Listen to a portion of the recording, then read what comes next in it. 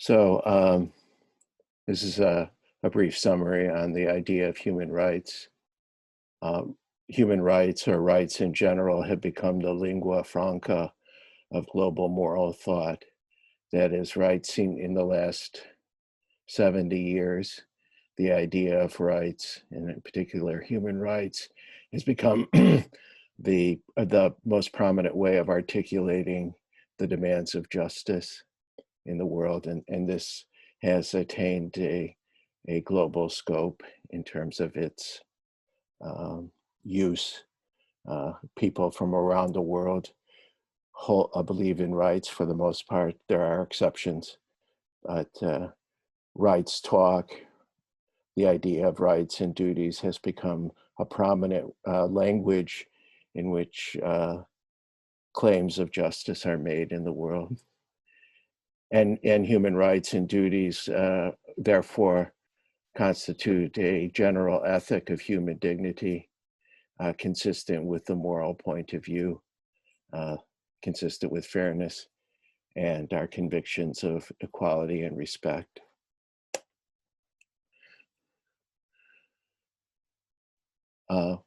What defines a human right? What do we mean when we invoke the words human rights? In general, a human right is what a human being is due, and justified in demanding. So human rights can be understood as justified demands or claims for the socially guaranteed enjoyment of various goods, as we'll see. And therefore, a right is a rational basis for claiming something, demanding something. In that way, human rights are also. Sorry. Yeah, right. Whoever's talking, could you please mute your mic at this point? Thank you. Everyone mute their mics, please. So a human right as a justified demand can also be conceived as protections. They protect individuals against coercion, deprivation, inhumane treatment. They're protections against domination and oppression. So human rights can be defined as justified demands or claims, as well as protections. And in that sense, they are very important tools to be used for the pursuit of justice and peace, as well as defining basic elements of justice. Rights empower us. They empower the weak against the powerful. They protect the weak against and the vulnerable against the powerful.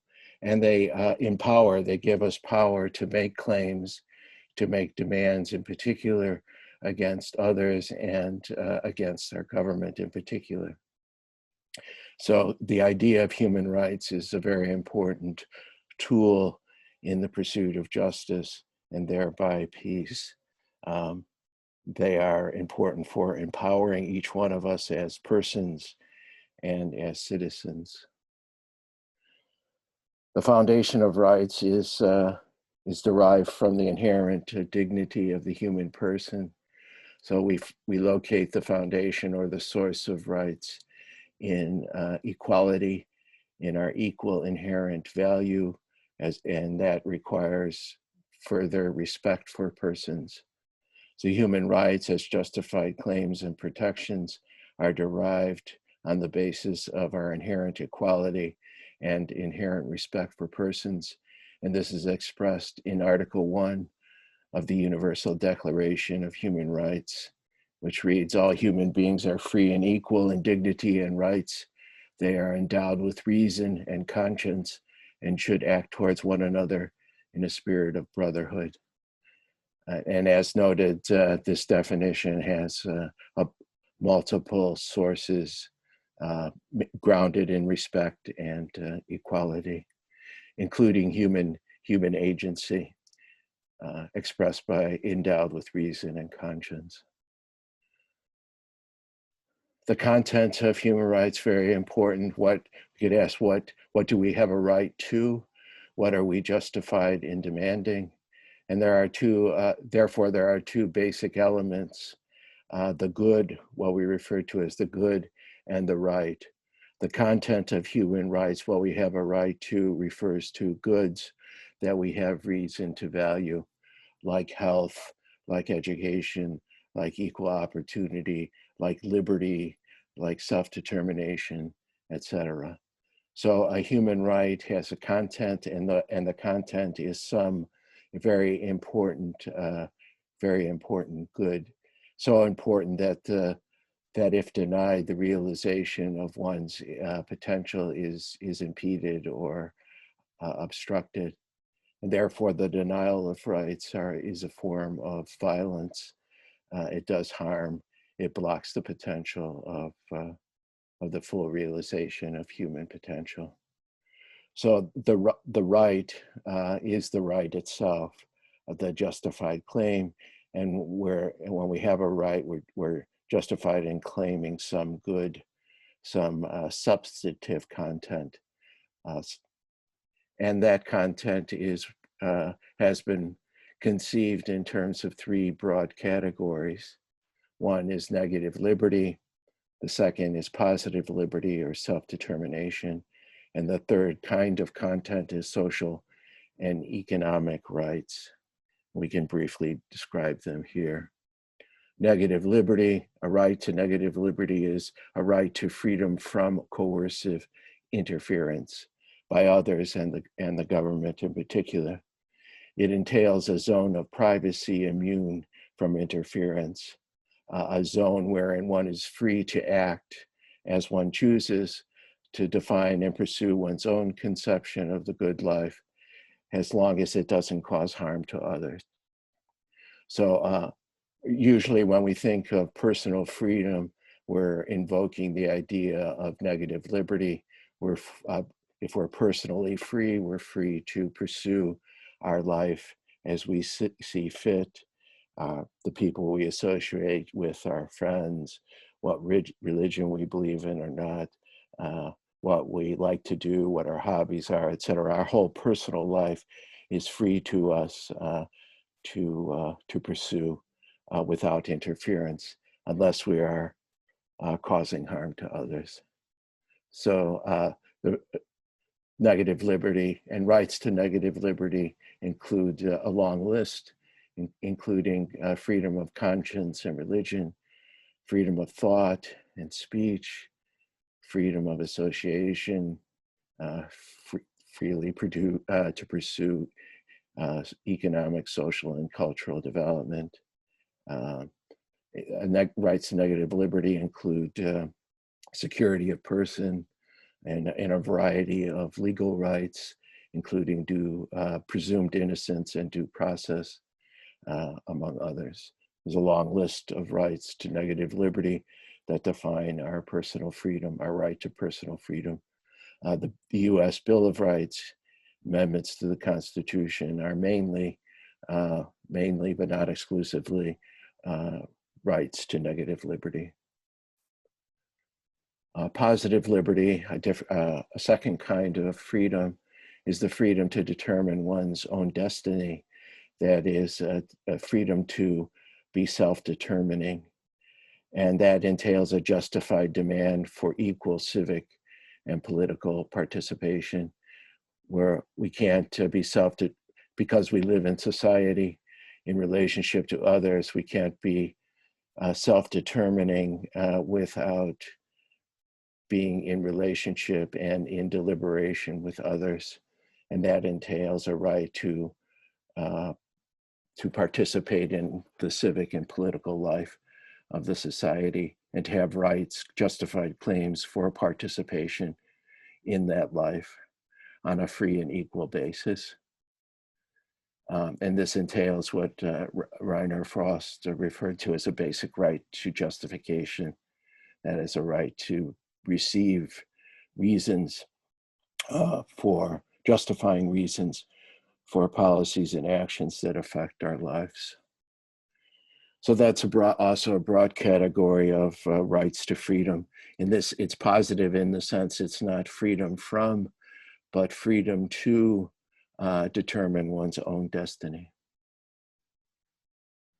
And rights to to positive liberty include right to justification, various political liberties, the right to assemble, to dissent, freedom of political speech, very importantly, the right to vote, equal suffrage and enfranchisement, the fundamental right to serve on juries, which is a very important democratic right, freedom to dissent, freedom to petition the government, to protest, to make claims against the government, etc.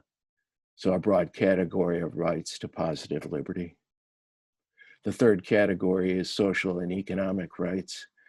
At its basis is a basic right to subsistence, but social and economic rights also are very important for guaranteeing the fair value of liberty, freedom and liberty as substantive, therefore, that freedom is hollow without the opportunities and the resources necessary for its full enactment. Therefore, one could argue that social and economic rights are fundamental to the full value or the fair value of our freedom. A freedom requires not only constraint, but actual social resources and opportunities for the exercise of freedom. Also, social and economic rights are very important for living a decent and good life. The right to education, a right to health care, a right to fair working conditions, among others. And there's a long list of social and economic rights that are very important around the economy and our work life, the opportunity to gain, to have the opportunity for gainful employment, to enjoy just and favorable working conditions, to form trade unions, a right to education and an equal opportunity for education, and a right to take part and benefit from the cultural life of the society, among many other social and economic rights. Rights necessarily go with duties. Rights entail duties. Duties or obligations are the flip side of the coin of rights. Rights always invoke a certain duty, an obligation, a responsibility.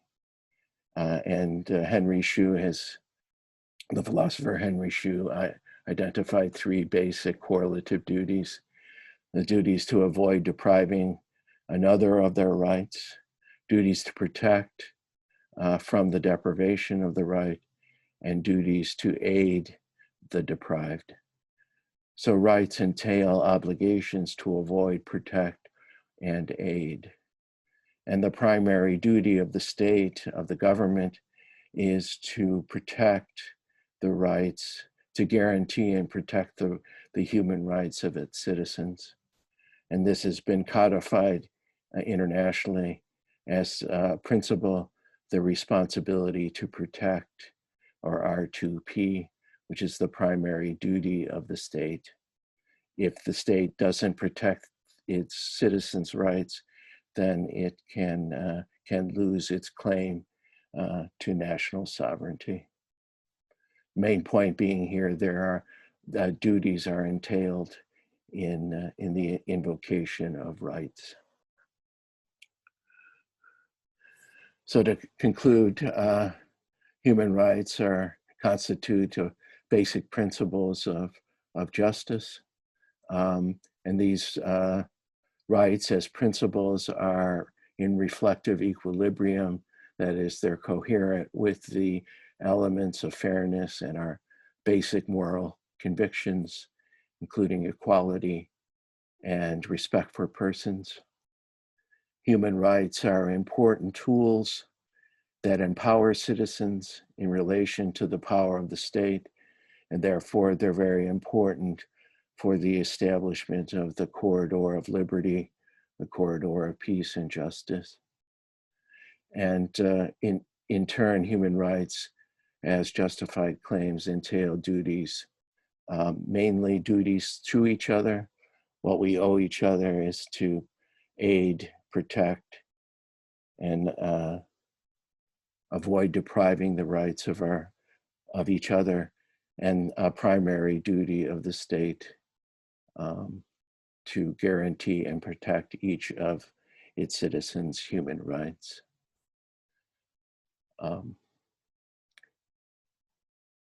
So that's a brief summary. I know I went fast in summarizing that.